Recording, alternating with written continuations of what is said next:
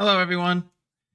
A little late on this because just didn't feel like doing it last night. But here is the Coca-Cola 600 review. Absolutely fantastic race, crazy race. A little bit of drama, I'd say. But obviously Sunday night rained out, complete wash. Not much anyone could do about it. It happens. But we had another wild race. This was a crazy one, just like last year. I think last year was still better, but this was still an excellent race. I think it's easily the second best race of the year, just behind Kansas, a little bit behind Kansas. But that is that.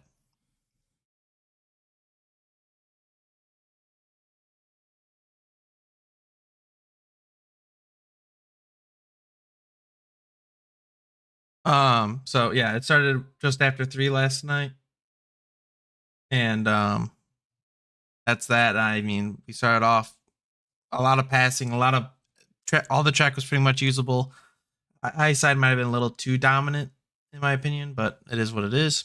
The reason did its job, made multiple lanes work, especially in 3 and 4. 3 and 4 was fun to watch, but the racing throughout the field was fantastic, fantastic. But yeah, I mean, we had the stage one was pretty calm overall though. And then the end of stage one, the Legacy Motor Club disaster. Oh my god. Eric Jones finally has speed. Really, probably a top 10 car. Just had pit road issues every time, but it was like right on the brink of the top 10 every time. And then he would have a pit road issue. And then the Legacy Motor Club disaster happens at the end of stage one. Um, Noah Gregson and Eric both had debris go through their radiators and destroy their radiators, I guess. Probably from Jimmy Johnson's car because he crashed earlier. Maybe some debris from that car.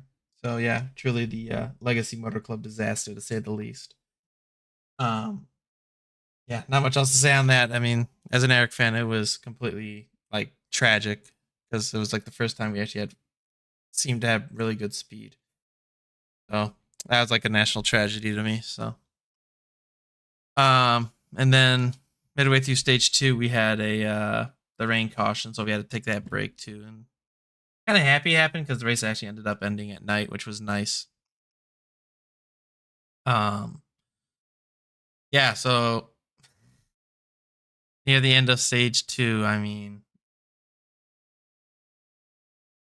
be the main talking point of the race, huh? Like everything is just going normal, and then you just hear the announcer scream, "Oh, there's a wreck on the front stretch," and you just see Hamlin's car destroyed. Then you see Chase's car destroyed, and then I don't think there's any sugarcoating it. Chase Elliott dumped his dumped his you know what. Um, Playing his day. I mean, yeah, he has the right to be mad, but you don't right hook people like that. And yeah, there's not much else to say. Dumped him. Should enjoy his vacation next week on the couch. Um, Josh Berry will do another cup start probably. The super sub, but yeah, I mean it's inexcusable. Doesn't matter who you are, what happened. Don't right hook people like that. Extremely dangerous. Could hurt someone. Um, is uncalled for, and yeah, it's pretty ridiculous that that keeps happening, and he knows what it is. Um, the big thing for Chase, right? Because he should get suspended, but there's always the power of Hendrick Motorsports. You never underestimate that. We've seen it before. We'll see it again. He has to be suspended due to it's really basically the same thing as Bubba Wallace last year. So he's not suspended. What else is there to say other than Hendrick gets to play by different rules, right? So I'd assume Elliott will be suspended. So basically, he was looking really good on pace to make it on into the playoffs just by pointing his way in, but Terrible race here. And 0 points next week for not even starting. Gonna put him in an interesting situation to say the least to make the playoffs. I think he'll have to win at this point to make it, which I don't even know if he's capable of that at this point because he hasn't ran that well. I'm gonna be real. Like, okay, he finished that at Darlington, but let's be honest, that was because he didn't crash. Right, like he didn't crash, so he avoided all the carnage and got a good finish out of it. But like he's been bottom half top 10 at best since he's been back, which is what it is. I don't think it's gonna be good enough to make the playoffs. I mean, obviously we have road courses, right? Road courses, things can happen. And that could be that. I mean, he can win those easily. And we'll just have to wait and see how he performs at Sonoma in a couple of weeks, you know? Um, but I mean, Sonoma's gonna be the real tale. I know it's not his strongest road course, but if you can't perform um, well there, that's a scary sign to be a Chase Elliott fan. I think. Um, yeah, it's just inexcusable. It's as simple as that, and I hope he gets suspended. He better be suspended because if he doesn't get suspended, it will be a. I don't even know what to think anymore. I mean, it'll just be proof that Hendrick truly does play by different rules and stuff. Simple as that. Then he called him out, and turns out maybe Hendrick drivers aren't the golden angels they appear to be, right? So just making it clear that turns out all drivers will do stupid things. Um, but after that, I mean, the racing was fantastic. Later in the race went. It was just good racing all around. Blaney's short run speed was insane. He won stage 3. You know, typically when Blaney wins a stage, there's no chance he's gonna win. But he didn't choke for once, shockingly, and he did end up closing out the deal. His car was lights out the last third of that race. Pretty much, he was in a different zip code, to be honest.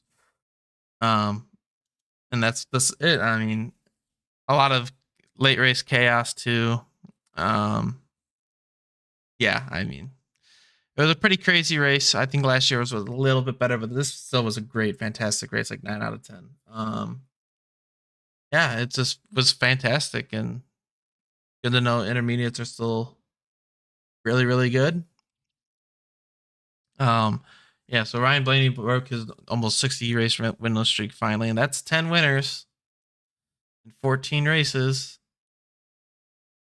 Or 15. I don't know what race we're on, but something like that. We're at 10 winners though, so maybe, just maybe, because there's still some people that still haven't won. I mean, Bubba's been very strong lately. The RFK cars have shown some good speed. We got 2 plate tracks, a lot of road courses. Chicago is going to be a madhouse. A lot can happen. I know people are saying that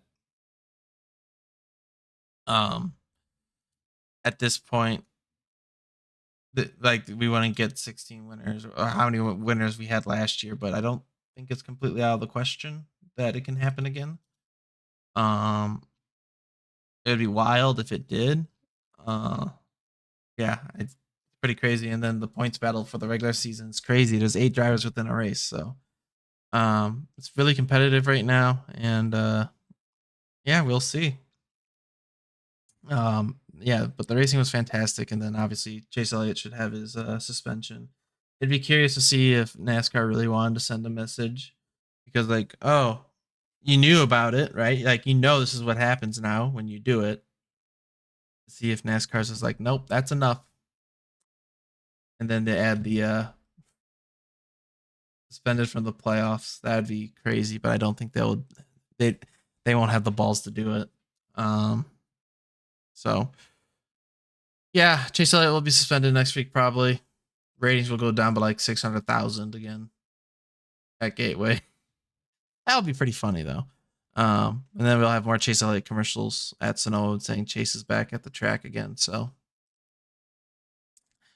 yeah, congrats to Ryan Blaney for finally breaking his winless streak. Next week's Gateway, pretty concerned.